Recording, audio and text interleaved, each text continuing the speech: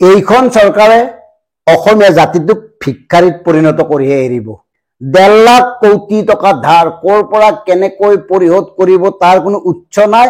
অথচ এই বছৰৰ পৰা অৰ্থাৎ 2024-25 চনত বিনামূলীয়া আঁচনিৰ নামত খৰচ কৰিব 16,000 কোটি টকা। ঠিকাদাৰক পইচা দিব পৰা নাই। 12,000 কোটি টকা অনাদায় হৈ আছে। এই যে ৰাস্তা ঘাটে আধা আধা কামবোৰ কৰি আছে, পৰি আছে, এনেই যধে মধে য'তে ত'তে যিবোৰ কাম হৈ আছে পইচা দিব পৰা নাই কাৰণে সম্পূৰ্ণ কৰা নাই ঠিকাদাৰসকলে। আৰু এওঁলোকে কি কৰি আছে, মাহে মাহে 2,000 কোটি টকাৰ ঋণ লৈ আছে। কেৱল ভোটৰ স্বাৰ্থত ৰাজ্যখনক বন্ধকত থৈ এওঁলোকে কৰিব খুজিছে কি? এই কথাটো প্ৰতিগৰাকী সচেতন নাগৰিকে সোধক, নহলে পিছত হাৱৈ বৈ কৰি লাভ নাই। এওঁলোকে এফালৰ পৰা ধ্বংস কৰি আনিছে। আদানীক 9,000 বিঘা ভূমি দিছে ডিমা হাছাওত, অথচ অসমত চৰকাৰী মাধ্যমৰ বিদ্যালয় 7,000খন বন্ধ। 8 বছৰত অসমত 7,000খন প্ৰাথমিক বিদ্যালয় বন্ধ। চিন্তা কৰক। অসমৰ বিভিন্ন জিলাৰ প্ৰায় 17,341 বিঘা উৰ্বৰ কৃষিভূমি উদ্যোগ ভূমিলৈ ৰূপান্তৰ কৰিছে। অসমৰ স্বাস্থ্য খণ্ডত 74% বিশেষজ্ঞ চিকিৎসক নাই। আৰু এওঁলোকে কি কৰি আছে, বিনামূলীয়া আঁচনিৰ নামত হাজাৰ হাজাৰ কোটি টকা ৰাজকোষৰ ধন এনেকে বৰবাদ কৰি আছে। ভিক্ষাৰী কৰিহে এৰিব। ভিক্ষা মানে এনেকুৱা কৰিব ভোটাৰসকলক, যিসকল যিমান শতাংশ ভোট তেওঁলোকক লাগে, কৈ আছে নহয় প্ৰতিটো সমষ্টিত 40,000 লাগিব। তেনেকুৱা প্ৰতিটো সমষ্টিত এনেকুৱা ভোটাৰ, ভিক্ষাৰী ভোটাৰ এওঁলোকে সৃষ্টি কৰিব, যিসকলে চৰকাৰক বাদ দি একো কৰিব নোৱাৰে। চৰকাৰৰ দয়া, চৰকাৰৰ এই আঁচনিক বাদ দি তেওঁলোকে একো এটা কৰিব নোৱাৰে। আৰু চৰকাৰৰ বিনামূলীয়া আঁচনিৰ আশাতে তেওঁলোকে এইখন চৰকাৰক ভোট দিবলৈ বাধ্য হ'ব। তেনেকুৱা এটা কাম, তেনেকুৱা এটা পৰিৱেশ সৃষ্টি কৰিবলৈ গৈ আছে এইখন চৰকাৰে। অকল অৰুণোদয় প্ৰদানৰ নামতে বছৰত 5,200 কোটি টকা ব্যয় কৰি আছে এইখন চৰকাৰে। প্ৰথম আছিল 27 লাখ, আৰু আমাৰ মুখ্যমন্ত্ৰী মহোদয়ে ঘোষণা কৰিছে এই বছৰৰ শেষৰ ফালে আৰু 12 লাখ সংযোজন কৰা হ'ব, মানে 39 লাখ অৰুণোদয় হিতাধিকাৰী হ'ব। আৰু তেওঁলোকৰ নামত ৰাজকোষৰ 5,200 কোটি টকা ব্যয় হ'ব। ইয়াৰ পূৰ্বে 4,500 কোটি টকা ব্যয় হৈছিল 27 লাখ হিতাধিকাৰীৰ নামত। এইবাৰ আকৌ গৈ গৈ গৈ গৈ 5,200 কোটি টকা। ভাবক, ঘৰৰ পৰা আহিছে টকা। এই টকা আপোনাৰ মোৰ টকা নহয়। সাধাৰণ জনতাক এনেকে বিভিন্ন ৰাজহৰ যোগেদি সংগ্ৰহ কৰা, বিভিন্ন মাচুল জৰিমনাৰ জৰিয়তে সংগ্ৰহ কৰা, বিভিন্ন কৰ কাটলৰ জৰিয়তে সংগ্ৰহ কৰা এই টকাবোৰ তেওঁলোকে ভোটৰ স্বাৰ্থত যদি এনেকে বিনামূলীয়াকৈ প্ৰদান কৰি থাকে, ইয়াত ক'বলগীয়া থাকিব নে নাথাকে কওক? ইয়াৰ উপৰি এওঁলোকে ছাত্ৰ ছাত্ৰীসকলক স্কুটি চাইকেল দিয়াৰ কাৰণে ব্যয় কৰিব 774 কোটি টকা। পূজা বিহুও লাগিব। পূজা বিহুত জড়িত উদ্যোক্তাসকলক হাত কৰিবৰ কাৰণে এওঁলোকে ব্যয় কৰিব 300 কোটি টকা। পূজা বিহু ভাওনাক চান্দা দিয়াৰ নামত। এতিয়া ভাবক, এওঁলোকে আচলতে টকাবোৰ ক'ত খৰচ কৰিব লাগিছিল, ক'ত কেনেকৈ খৰচ কৰি আছে।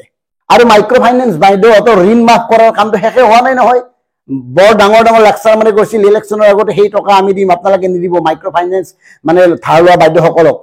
আৰু তাৰে বাবতো এইখন চৰকাৰে ব্যয় কৰিছে 550 কোটি টকা। প্ৰতি মাহে 2,000 কোটি টকাকৈ ধাৰ লৈ আছে এইখন চৰকাৰে। ধাৰ কৰি কি কৰিব খুজিছে? উচ্ছেদ নাই, কেনেকে ধাৰ পৰিশোধ কৰিব?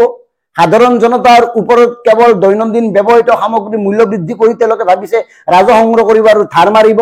বিশ্বাস কৰিব, 8 বছৰত ভাৰতীয় জনতা পাৰ্টীয়ে শাসন কৰা এই 8 বছৰত দৈনন্দিন ব্যৱহৃত সামগ্ৰীৰ মূল্য 100ৰ পৰা 200% পৰ্যন্ত বৃদ্ধি হৈছে। দাম বৃদ্ধিৰ ক্ষেত্ৰত কোনো সমীকৰণ নাই। আগতে দাম বৃদ্ধি হৈছিল 50 টকাৰ বস্তুটো বৰ বেছি 51 টকা, 52 টকা, 55 টকা হৈছিল। এতিয়া 50 টকীয়া বস্তুটো একেকোবে 100 টকাও হ'ব পাৰে। এনে হাৰত কোনো মানে নীতি নিয়ম নোহোৱাকৈ পুঁজিপতিসকলে দাম বৃদ্ধি কৰি ৰাখিছে। নিজাকে চৰকাৰে একো কৰিব পৰা নাই। পুঁজিপতিসকলৰ হাতত গোটাই দিছে অসমৰ সম্পদ। যেনেকে আদানীৰ হাতত গোটাই দিছে 9,000 বিঘা ভূমি ডিমা হাছাওত, ঠিক তেনেকে মিৰ্জাত বাবা ৰামদেৱৰ হাতত গোটাই দিছে। এনেকে বিভিন্ন প্ৰান্তৰৰ শ বিঘা ভূমি পুঁজিপতিৰ হাতত গোটাই দি এইখন চৰকাৰে কেৱল নিৰ্বাচনী অংকত ব্যস্ত। বাকী পাম অইলৰ কথাটো কৈ লাভেই নাই। পাম অইলৰ খেতিৰ বাবে ৰাজ্যৰ বিভিন্ন জিলাত ইতিমধ্যে প্ৰস্তুতি সম্পূৰ্ণ কৰি তুলিছে। অতুল বৰাৰ ফিতাহি কি চাব, পাম অইলৰ খেতিৰ পৰা কিমান লাভ হয়। গতিকে এইবিলাক কৰি লাভ নাই। সময় থাকোতে মাত মাতক, বিৰোধ কৰক, নহলে এই অসমীয়া জাতিটো ভিক্ষাৰীত পৰিণত হ'ব। অসমীয়াৰ নামত এই চৰকাৰে কি কৰিলে কওক? APSCত অসমীয়া ভাষা নাই, মাত মতা নাই। তৃতীয় চতুৰ্থ বৰ্গৰ চাকৰিত অসমৰ বাহিৰৰ লোকেও সাক্ষাৎকাৰ দিব পাৰে। ৰাজ্য চৰকাৰে কোনো এটা উদ্যোগ প্ৰতিষ্ঠা কৰিব পৰা নাই। কৃষি ক্ষেত্ৰত সামান্য উন্নতি কৰিব পৰা নাই। ইয়াৰ বিপৰীতে কৃষিভূমি চমু হৈ আহিছে। কৃষিভূমিক উদ্যোগ ভূমিলৈ ৰূপান্তৰ কৰা হৈছে পুঁজিপতিৰ স্বাৰ্থত, বণিক গোষ্ঠীৰ স্বাৰ্থত। মানে কৰিলে কি কৰিলে? বিনামূলীয়া আঁচনি, বিনামূলীয়া কেৱল বিভিন্ন ধৰণৰ ল'ৰা ছোৱালী, স্কুলৰ ল'ৰা ছোৱালীকো বাদ নিদিলে, তেওঁলোকক এতিয়া পইচা দিব মাহে। মানে প্ৰত্যেককে বিনামূলীয়া টকা দি নিজৰ মানে কি ক'ব আৰু ভিত্তত পৰিণত কৰিব খুজিছে, পোহনীয়া কৰিব খুজিছে। পোহনীয়া মানে উঠ বুলিলে উঠ, ব বুলিলে ব, নহলে আঁচনি নিদিওঁ, নহলে এইটো নাপাবি, নহলে সেইটো নিদিওঁ। এই ধৰণে এটা চূড়ান্ত নিকৃষ্ট ৰাজনীতি অসমত আৰম্ভ হৈছে। আৰু ইয়াৰ পৰা উদ্ধাৰ পাবলৈ হলে আপোনালোকে মুখকেইখন খোলক, মাতক, বিৰোধ কৰক, যতে লগ পাই তাতে সোধক আমাৰ বাবে কি কৰিলে। বিনামূলীয়া আঁচনিক বাদ দি আমি কেনেকে আত্মনিৰ্ভৰ হব পাৰিম কওক? আমি কি কৰি খাব পাৰো? এই কথাবোৰ সোধক।